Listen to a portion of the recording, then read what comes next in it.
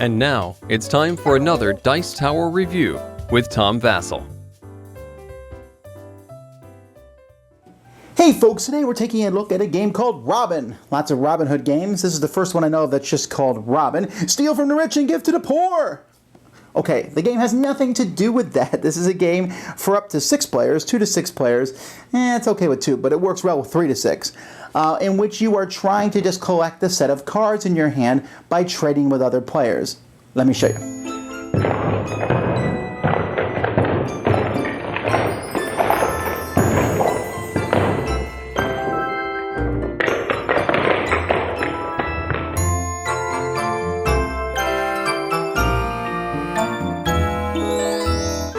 The game comes in these boxes, which I love, these magnetic boxes that open up like this. It even looks like the box is the board itself, but it's not. Great box.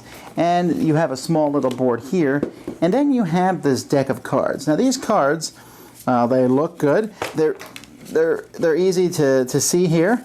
They're a little bit hard to shuffle, and you got to be really careful when spreading them out because the cards are plastic. And I'm not really sure plastic is the best choice for cards. They're very slippery. Everybody who's tried to shuffle these has invariably dropped them at certain times. Because when you're moving them around, you saw I already dropped them once, it's pretty easy to do so. Now, what you're trying to do is each player has a little pawn there, do it on the board, and then you take one of these discs to show what color you are. You're going to be trying to get a handful of cards. Everyone's going to have cards in their hand, and you're going to try to get cards that you need 7 cards of the same type. So I want 7 swords, or I want 7 of these fire, or I want 7 treasures. If my dude is on a spot where one of these tokens is, and these are randomly placed at the beginning of the game, if, for example, my blue guy is here, and I'm at the fire spot, then I would only need 6 of these to win the game. So at the end of anyone's turn, if you can show that you have 7 or 6 and you're on the matching spot, you've won. Now players are going to start here on the board, and on a player's turn, the first thing they're going to do is they're going to look at the space that they're on. Now, the top number is how many cards you draw. So you can see that here you draw very few, but as you get closer to the palace here, you'll draw 4. Then, or actually if you get to this space, you draw 5. Then you have to give cards to a contribution. Think of it as a discard pile. Here you give 2, 2, 1, 1. Here you don't have to give any, and here you will draw 1 from the contribution pile. So you can see in the first 3 spots, you draw a card. In this spot, you draw 2, get rid of 1. Draw 3, get rid of 1. Draw 4, get rid of 2. Draw 5, get rid of 2.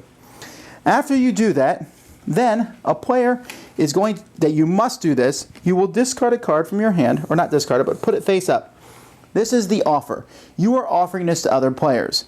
Each other player then has the opportunity to offer you a card. So let's say these 2 players both put a card face down. You don't have to, they don't have to, but they can. Once players have done that, they'll turn their cards face up. This guy's offering me a black sword. This guy's offering me a treasure. Ooh, I want the treasure. So I give him my card. He gets mine. I take his. And then this guy who's not involved puts his card back in his hand. So we've traded our 2 cards. After we trade the cards, though, starting with the player whose turn it wasn't, that person will take the card they have and move people on the board equal to that. This here moves somebody forward 2 spaces. This one here moves someone back 1 and someone else forward 2. There's all sorts of cards here. You can see one move 2 people back 1 space each. Move 1 person back and 2 people forward. 3 people forward 1. 1 person back, 1 person forward 2. You know, there's all sorts of double moves, and but if they're different arrows aren't touching each other, it's different pawns.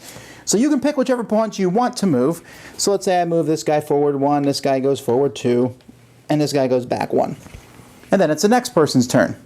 Now, if you have to go forward and you're at the castle, let's say yellow goes forward 1, then he got too close to the castle and he has to go all the way back to the beginning.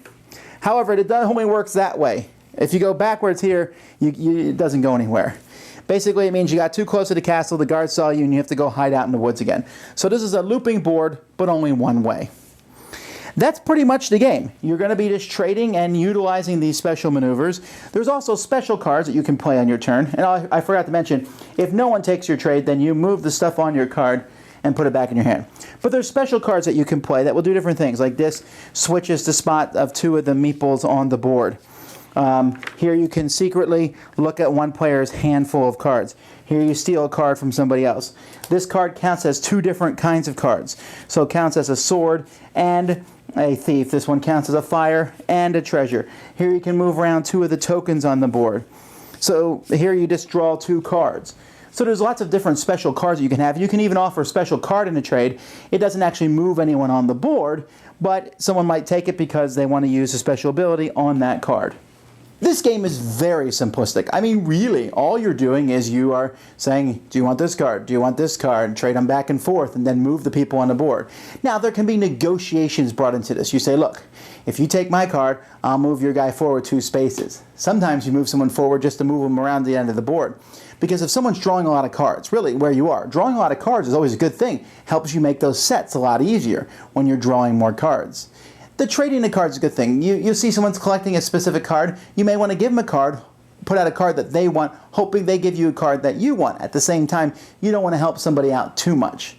Now, this isn't a deep game by any means. This is simply light, switching cards around, moving pawns on a board, but I found it an entertaining way to pass the time. Very interesting. The artwork was good. The only thing I don't like are these plastic cards. They're just too slippery. Maybe after repeated play, they'll get less slippery. They haven't so far. They're really good, durable. I guess I could always put them in sleeves. And I can wash them. That's a good thing. Okay, but the artwork is fine. It's easy to tell the difference between the cards, both by colors and by symbols. And so far, I think it's worked best with the full complement of 6 players because there's always going to be people offering you stuff. You put a card down, 2 or 3 people are probably going to want what you want. And then it's basically then a race. It almost feels like one of the phases in phase 10, but you have more control over it, trying to get 7 of a kind. I like it. It's not going to be for everybody, but it's a good filler style game, a game you can play while you're waiting for other people to show up at a game meetup to do something else. The theme is cool, not really remotely attached to the game, but all in all, a nice little game. Robin. Thanks so much for watching the Dice Tower videos. Find more great videos and reviews, as well as our top-rated audio podcast at Dicetower.com. You can also find other great shows at Dicetowernetwork.com. I'm Eric Summerer, and you've been watching The Dice Tower. The Dice Tower is sponsored by Cool Stuff Inc., where you can find great games for great prices. Cool stuff in stock. Check them out at CoolStuffInc.com. Shut the door.